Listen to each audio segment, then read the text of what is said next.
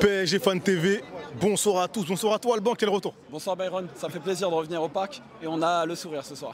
Le plaisir est partagé, deuxième journée, le Paris Saint-Germain nous régale. Qu'est-ce que tu auras aimé ce soir?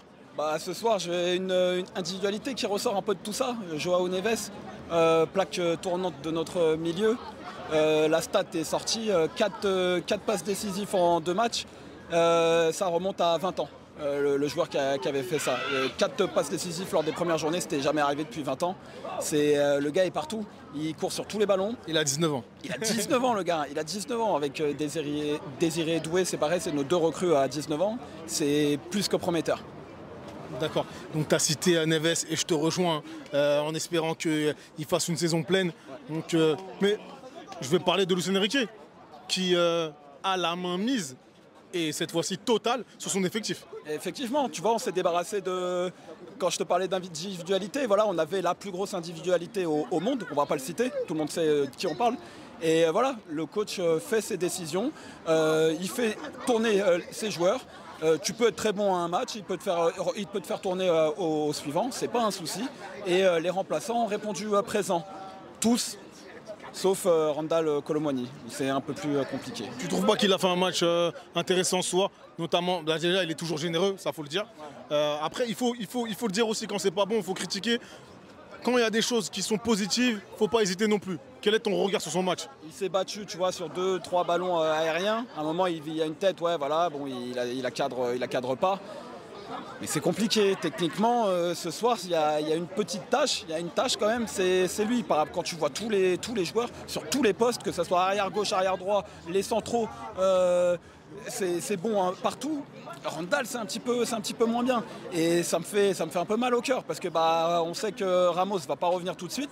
Donc si on a besoin d'un neuf, malheureusement ça sera à lui.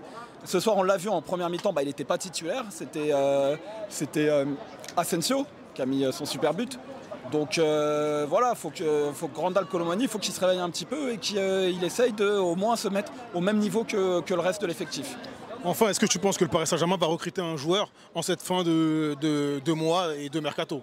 Byron, ce soir, il faut recruter un arrière-gauche. Nuno Mendes, il n'a pas de remplaçant. Et qu'on ne parle pas de Mukele, le coach il donne pas sa confiance à Mukele, il est dans les indésirables. Donc ce soir, il nous faut un arrière-gauche, parce qu'on n'a pas d'arrière-gauche. On fera jouer Zagué. Zagué, bien sûr, mais cette année, on a la Ligue des Champions avec 2 matchs de plus. On aura 2 matchs de plus en janvier. On aura potentiellement un 16e de finale. Et cet été, on se retrouve avec la Coupe du Monde des clubs. Zagué et Nuno Mendes, ça sera compliqué. Moi, je recruterai un arrière-gauche. Et après, pourquoi pas un numéro 9, un attaquant ou un gars qui serait capable de jouer un peu sur tous les secteurs. Je sais que Désiré Doué est capable de le faire. Attendons de voir, voilà. Moi, c'est les 2 postes que je recrute. Au milieu, on a largement quoi faire avec le super euro de Fabian Ruiz et la super pépite là qu'on a découvert, Joao Neves. Franchement, pour moi, c'est solide.